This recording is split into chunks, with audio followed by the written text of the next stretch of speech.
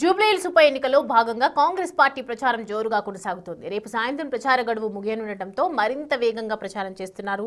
Bypoll ప్రచారంలో భాగంగా ప్రతి గడప గడపకు తిరుగుతున్నామని చెప్తున్నారు మంత్రి శ్రీధర్ బాబు. నవీన్ యాదవ్ స్థానిక వ్యక్తి. నియోజకవర్గ సమస్యలు తెలిసిన వారిని చెప్తున్న మంత్రి శ్రీధర్ బాబుతో మా ప్రతినిధి హేమ ఫేస్ టు ఫేస్.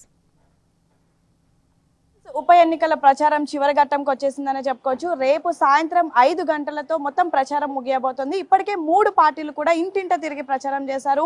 మంత్రులంతా కూడా కాంగ్రెస్ పార్టీ మంత్రులంతా బ్యాక్ టు బ్యాక్ ప్రచారం చేస్తున్నారు. మనతో పాటు మంత్రి శ్రీధర్ బాబు ఉన్నారు, మాట్లాడడం. సార్, ప్రధానంగా ఇప్పటికే ఇంటింటికి తిరిగి ప్రచారం నిర్వహిస్తున్నారు. ఎలా ఉంది రెస్పాన్స్? లాస్ట్ మూమెంట్ లో ఎలా ఉంది?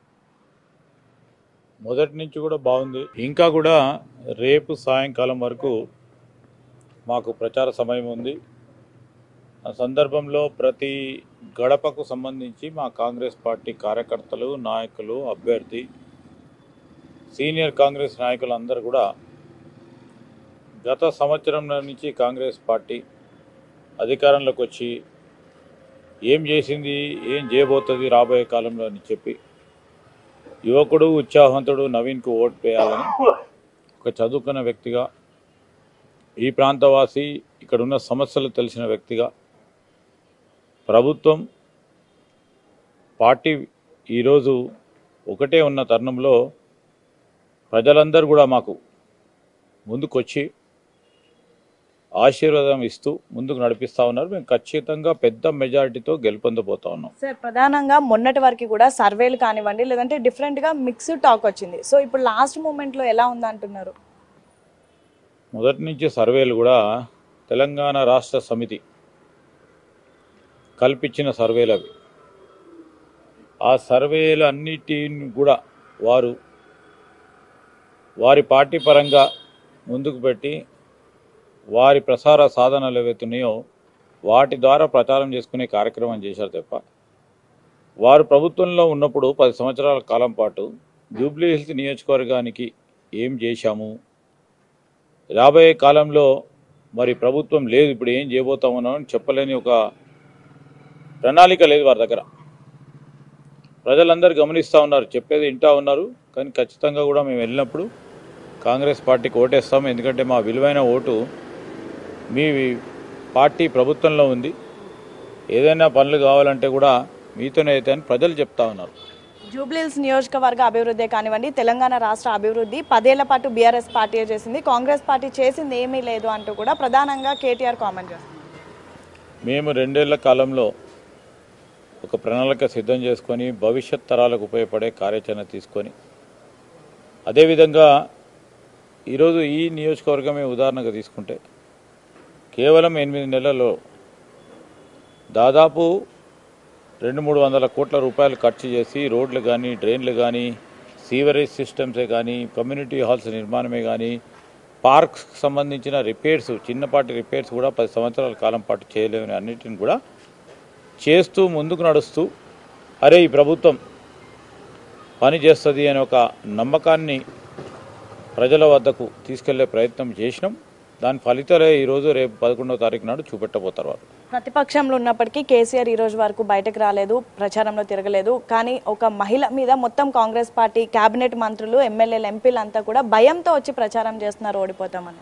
ఇప్పుడు అవతల ప్రత్యర్థి మహిళనా లేకుంటే యువకుడా అని కాదు, కాంగ్రెస్ పార్టీ అభ్యర్థిని నిలబెట్టేటప్పుడు మా ప్రదేశ్ కాంగ్రెస్ కమిటీ అధ్యక్షులు కానీ, మా ముఖ్యమంత్రి గారు కానీ, ఇది ఒక సీనియర్ నాయకులుగా ఇక్కడికి వచ్చి ప్రచారం చేయాల్సిన బాధ్యతతో చేస్తూ ఉన్నాం. ఎవరికి భయపడో, ఎవరి పరంగానే ఆందోళన చెంది కాదు. ఈరోజు ఎన్నికలు వచ్చినప్పుడు ఎక్కడైనా వెళ్ళండి, పార్టీ నాయకత్వం వచ్చి నిలబడుతుంది. సాధారణ ఎన్నికలు ఉన్నప్పుడు చాలా నియోజకవర్గాల్లో ఆ నియోజకవర్గానికి సంబంధించిన సీనియర్ నాయకులు వచ్చి కూడా ముందుంటారు. కానీ ఈరోజు ఇక్కడ ఉప ఎన్నిక జరుగుతూ ఉన్న సందర్భంలో మా నాయకత్వం వచ్చి నిలబడ్డది. దానికి భయము, దానికి అని కాదు. ఈరోజు భయపడతా ఉన్నది వారు. ఈరోజు కేటీఆర్, హరీష్ రావు, వారి మొత్తం సీనియర్ నాయకత్వం ఉంది. భయపడ్డట ఈరోజు వారికి. ఈరోజు మేమేమంటున్నాం, ప్రజాస్వామ్యంలో ఎన్నికలు వచ్చినప్పుడు పార్టీకి సంబంధించిన మా ఐడియాలజీ, మా సిద్ధాంతాలు, లేకుంటే మేము పార్టీ చేస్తూ ఉన్న కార్యక్రమాలు చెప్పడానికి సీనియర్ నాయకులు అందరూ కూడా ఈ ప్రచార కార్యక్రమంలో పాల్గొంటారు. దానివల్ల ఏదో ఎవరికో భయపడని కాదు. ఈరోజు మహిళలు నిలబడచ్చు, లేకుంటే యువకుడే నిలబడచ్చు, లేకుంటే ఇంకో పెద్ద మరి బాహుబలి కూడా నిలబడచ్చు. ఈరోజు పార్టీ పరంగా మా ధర్మం, మా బాధ్యతల భాగంగా మేము ఈరోజు పార్టీకి పనిచేస్తా ఉన్నాం. హామీలు ఇచ్చినట్టుగా కంటోన్మెంట్లో అభివృద్ధి చేస్తుంటే నా పదవికి రాజీనామా చేస్తానంటూ మాజీ మంత్రి తలసాని శ్రీనివాస్ యాదవ్ చెప్తున్నారు. ఈరోజు మేము చెప్తా ఉన్నాం, కంటోన్మెంట్కు సంబంధించి ఏమి అభివృద్ధి చేస్తున్నాము, ఏం చేయబోతున్నాము, ఏం చేసినాం అనేది మా కంటోన్మెంట్ ఎమ్మెల్యే గారు చెప్తారు. 11వ తారీఖు నాడు జూబ్లీహిల్స్ ఎన్నిక జరుగుతుంది. జూబ్లీహిల్స్కి సంబంధించి 11 సంవత్సరాలు ఏం చేసినారో వారు చెప్పలేకుండా 11 నెలలనే మా ఎమ్మెల్యే ఏం పని చేసిండని అడిగే వారికి హక్కు లేదని నేను చెప్తా ఉన్నా. ఎందుకంటే ఆయన ఎన్నికై 11 నెలలు అయింది, సంవత్సరం మీద కొన్ని రోజులు. వారు 10 సంవత్సరాలు ఉన్నారు. 10 సంవత్సరాల నుండి ఏం చేసినో చెప్పమనండి. ఫస్ట్ రాజీనామాలు మేము ఎవరిని అడుగుతలేము. రాజీనామా చేయాలి, చేపించేదంతా కూడా ప్రజలు. ఆ ప్రజలు ఏం ఆలోచన చేస్తారో దానికి అనుగుణంగానే పోతాం మేము. 11వ తారీఖు ఎన్నిక ఉంది. మీరు చెప్పే ప్రతి మాటపై ప్రజలు విశ్వసిస్తారా లేకుంటే వాటిని తిరస్కరిస్తారో 11వ తారీఖు నాడు జరగబోయే ఎన్నికల్లో ఖచ్చితంగా కనబడతాయి. సార్, చివరిగా మైనారిటీలను ప్రసన్నం చేసుకోవడానికైనా అజర్కి మంత్రి పదవి ఇచ్చింది. మా కాంగ్రెస్ పార్టీ ప్రభుత్వంలో ఒక మైనారిటీకి సంబంధించిన శాఖ మంత్రివర్యులు ఉంటారు. మైనారిటీలు కూడా ఈరోజు ఈ రాష్ట్రంలో ఉన్నారు. వారికి ప్రాతినిధ్యం, అన్ని వర్గాలకు ప్రాతినిధ్యం ఇచ్చేదే కాంగ్రెస్ పార్టీ. వారిలా కాదు. ఇన్ని రోజులు గుర్తురాని మైనారిటీలు ఇప్పుడే ఎందుకు గుర్తొచ్చారు అని మీ ప్రతిపక్షాలు ప్రశ్నిస్తున్నాయి. మొన్ననే శాసన మండలి సభ్యుడిగా ఎన్నికైంది ఆయన. మేము ఇప్పటికీ పూర్తి స్థాయిలో అది ఖరారు అవబోతా ఉన్న తరుణంలో ఇచ్చినాము. అసలు శాసన మండలి సభ్యులు లేకుంటే ఏ విధంగా ఇస్తారు? సింపుల్. ఈ పార్లమెంటరీ డెమోక్రసీలో, గవర్నమెంట్లో ఈరోజు ఒక సభ్యుడైతే ఉండాలి కదా. ఆ సభ్యత్వానికి సంబంధించి మొత్తం క్యాబినెట్లో నిర్ణయం తీసుకొని అజరుద్దీన్ గారిని ఎమ్మెల్సీ చేయాలని నిర్ణయం చేసి ఈరోజు గవర్నర్ గారి దగ్గర పంపించింది. ఇవాళ రేపు గవర్నర్ దగ్గర నుంచి వచ్చే కార్యక్రమం ఉన్న తరుణంలో వారిని చేసినాము. ఈరోజు ఎన్నికలకు ముడిపడి ఈరోజు కేవలం జూబ్లీహిల్స్కు సంబంధించిన మంత్రి గారు వారు మొత్తం యావత్ రాష్ట్రానికి సంబంధించి మైనారిటీ శాఖకు సంబంధించిన మంత్రి గారు, పబ్లిక్ ఎంటర్ప్రైజెస్ సంబంధించిన మంత్రి గారు ఈరోజు దాన్ని పట్టుకొని రాజకీయం చేసి ఓట్లు దండుకునే ప్రయత్నం తప్ప వారికి ఏది లేని చెప్తాను. కీలక పాత్ర పోషించే మైనారిటీలు మరి మీ పార్టీ వైపు ఉన్నారా?